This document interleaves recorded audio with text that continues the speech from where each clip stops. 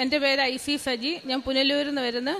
10 വർഷമായിട്ട് ഞങ്ങൾ വിൽക്കാതെ കിടന്ന ഒരു വീട് സ്ഥലം ഉണ്ടായിരുന്നു. അത് 2 അടി പാതയായിരുന്നു. വീട് നടപ്പാതയായിട്ടായിരുന്നു. സ്ഥലം കാണാൻ വരുന്നവരെല്ലാവർക്കും വാഹനങ്ങളുള്ളവരായിരുന്നു.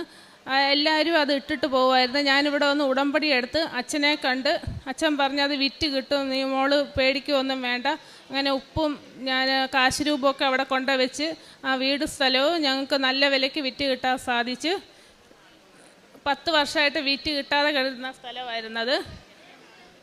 2 മാസത്തിനകം എനിക്ക് അച്ഛനെ കണ്ട് 2 മാസത്തിനകം എനിക്കത് നല്ല വിലയ്ക്ക് വിറ്റ് കിട്ടാൻ സാധിച്ചു. രണ്ടാമതായിട്ട് ഞാൻ വർക്ക് ചെയ്യുന്ന ഹോസ്പിറ്റലിൽ ബ്ലഡ് ബാങ്കിൻ്റെ ലൈസൻസിൻ്റെ ഒരു പ്രോബ്ലം ഉണ്ടായിരുന്നു. അത് സിസ്റ്റേഴ്സ്മാരെല്ലാം കയറി ഇറങ്ങി നടത്തും കിട്ടാത്തൊരു സംഭവമായിരുന്നു. ഞാൻ ഉടമ്പടി എടുത്തു കഴിഞ്ഞപ്പോൾ അവിടുത്തെ സിസ്റ്റർമാർ പറഞ്ഞു ഉടമ്പടിയിൽ വെച്ച് പ്രാർത്ഥിക്കണമെന്ന്. പ്രാർത്ഥിച്ചതിൻ്റെ ഫലമായി 1 മാസത്തിനകം ആ ഹോസ്പിറ്റലിന് ബ്ലഡ് ബാങ്കിൻ്റെ ലൈസൻസ് കിട്ടാൻ സാധിച്ചു. പിന്നെ ഞാൻ എല്ലാ അരമണിക്കൂർ വീതം ഞാൻ പ്രേക്ഷിത പ്രവർത്തനങ്ങൾ ചെയ്യുന്ന എല്ലാ മാസവും ഞാനിവിടെ വരാറുണ്ട്. ഞാൻ പത്രമൊക്കെ മേടിച്ച് എല്ലായിടത്തും ഓട്ടോ സ്റ്റാൻഡിലും ബസ് സ്റ്റാൻഡിലൊക്കെ കൊടുക്കാറുണ്ട്. പിന്നെ പൊതിച്ചോറ് കെട്ടി ഞാൻ ഗവൺമെൻറ് ഹോസ്പിറ്റലിൽ വിതരണം ചെയ്യാറുണ്ട്. പാവപ്പെട്ട മരുന്ന് മേടിക്കാൻ വകയില്ലാത്തവർക്ക് എന്നാലാവുന്ന വിധം മരുന്ന് മേടിക്കാനൊക്കെ ഞാൻ സാമ്പത്തിക സഹായം ചെയ്യാറുണ്ട്. അനേകം മക്കളെ ഞാൻ ഇവിടെ മാതാവിൻ്റെ സന്നിധിയിൽ എനിക്ക് കൊണ്ടുവരാൻ സാധിച്ചു.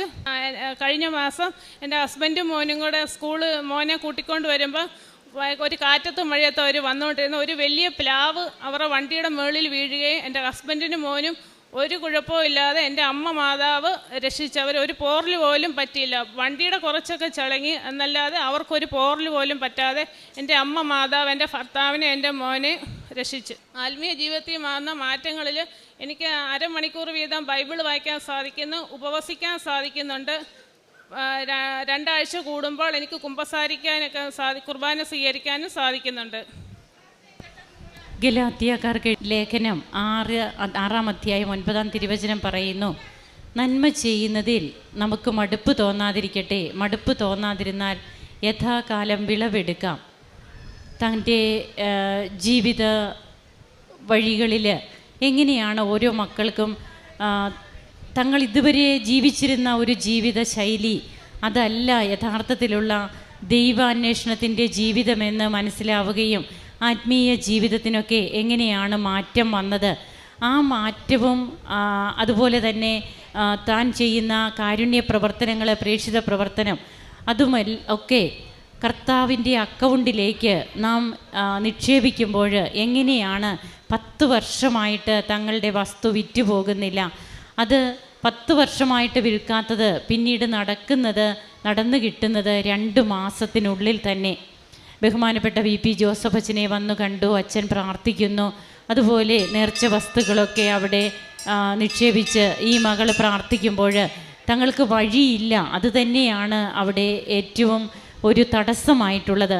അതേ സ്ഥലം ഏറ്റവും നല്ല വിലയ്ക്ക് തന്നെ വിറ്റുപോകുന്നതിനുള്ള കൃപ ലഭിക്കുകയാണ്. പിന്നീട് അപകടങ്ങളിൽ നിന്ന് സംരക്ഷണം, അതുപോലെ തന്നെ താൻ ജോലി ചെയ്യുന്ന സ്ഥാപനങ്ങൾക്ക് തന്നെ, അതായത് ഉടമ്പടി എടുത്ത ഒരു മകള് അല്ലെങ്കിൽ ഒരു മകന് അവർ ജോലി ചെയ്യുന്ന സ്ഥാപനങ്ങൾക്ക് വേണ്ടിയിട്ട് പ്രാർത്ഥിക്കുക.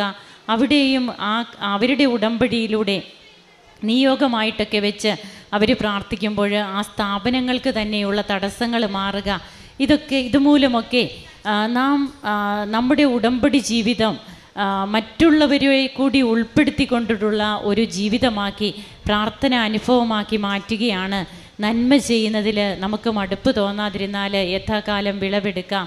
ആ വിളവെടുപ്പാണ് ഉടമ്പടിയിലൂടെ ഓരോ മക്കൾക്കും ലഭിക്കുന്ന കൃപകളായിട്ട് ഇവിടെ പങ്കുവയ്ക്കുക. കരങ്ങളടിച്ച് നമുക്ക് ദൈവത്തെ ആരാധിക്കാം, മഹത്വപ്പെടുത്താം.